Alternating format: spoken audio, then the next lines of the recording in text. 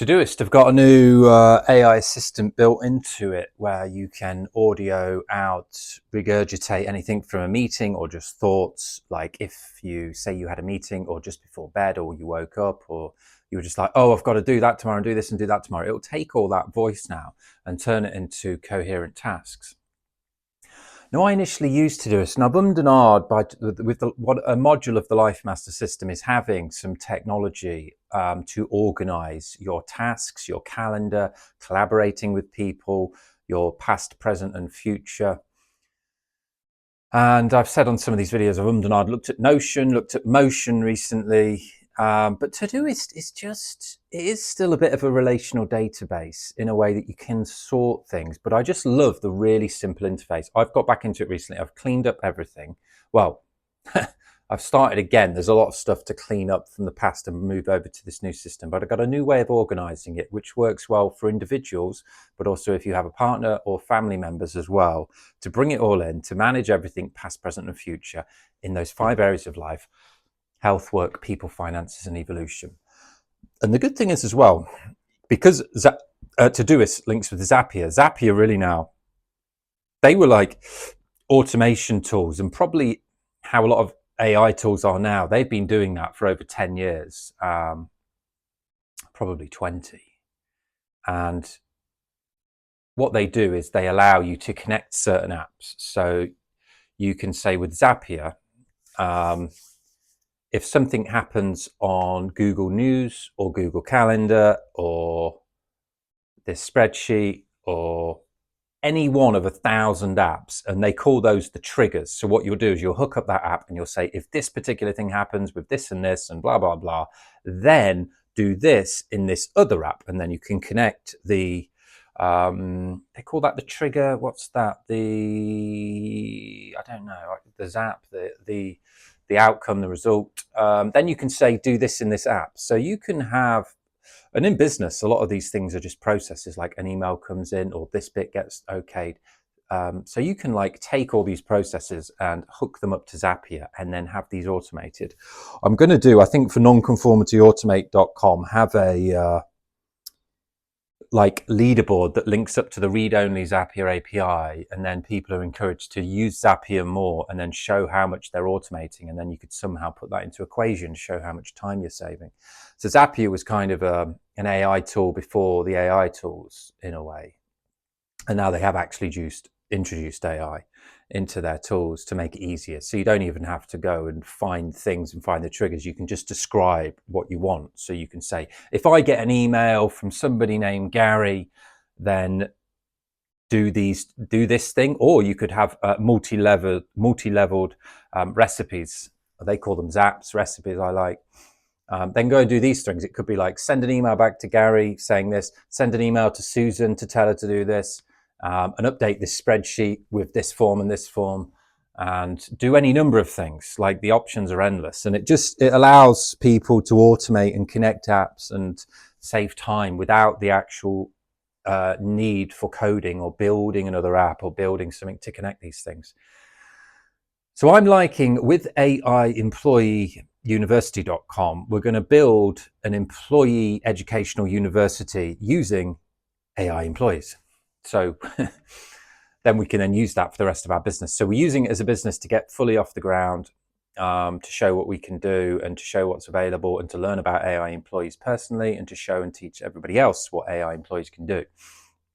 Plus the automations, the agents, Zapier, and all of the tools and software and recipes of tools and software that can be used. But I like the idea of not using the big notions and the motions to thread it all together, because you inherit lots of other features that you might not want.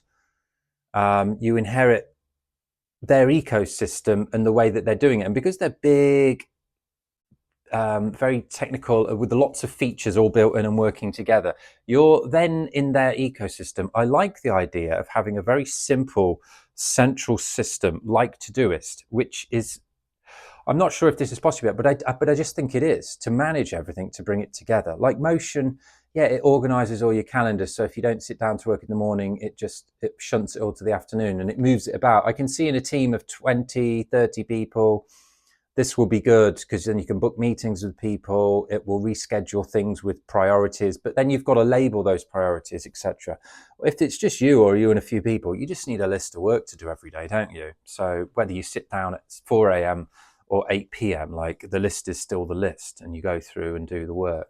So I think a lot of these features, they look good on paper and I'm sure they're relevant for certain use cases, but not for everybody. And our message, I think, with AI Employee University is going to be, go and get the specialist, go and get the best, the one best AI employee for each task that you want and pull it in, because each one of those individual ones, they're not going to get mixed in with all the other features. The team that's working on that will just be waking up and thinking of how to make that one best tool the best tool. So you'll get a lot of improvements. It stands alone, so then you can link it with Zapier and have it linked up to your central ToDoIst, I think, dashboard central system. And so then you can build it how you want it for your business, for your people, and then just have this very simple interface to access it, to bring it all together, to bring in the tasks and the dates, and just to visually see like what's going on or what needs to be done or what the AI is pulling in for you or what it's done. I think using some spreadsheets as well with that, so you could see a record of what's been done, because a lot of these AI employees are doing tasks for you. So you don't need the tasks coming in to tick them off to see them, but a record of them on a spreadsheet would be good, or just a record in a hidden Todoist list would also be good, because you're going to have to manage them. So Todoist is a bit like a blank canvas. And I know Notion is as well, but just the learning curve to get from zero to something on Notion takes longer. From my experience and from feedback that I've seen.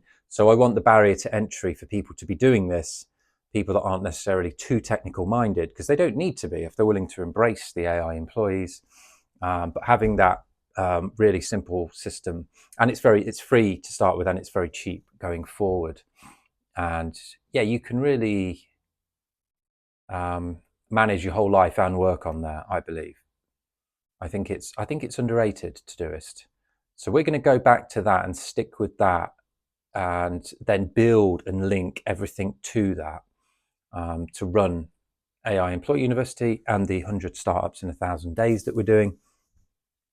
Collaborate with other people and make sure those other areas of life of mine are not being overtaken by work, that we're pushing those other areas forward, making sure I've got reading time, yoga time, health time, family time, and yeah, just pushing forward, but in a balanced manner. That's the philosophy, working like 3 hours a day. And I'm going to get back to the 4 a.m.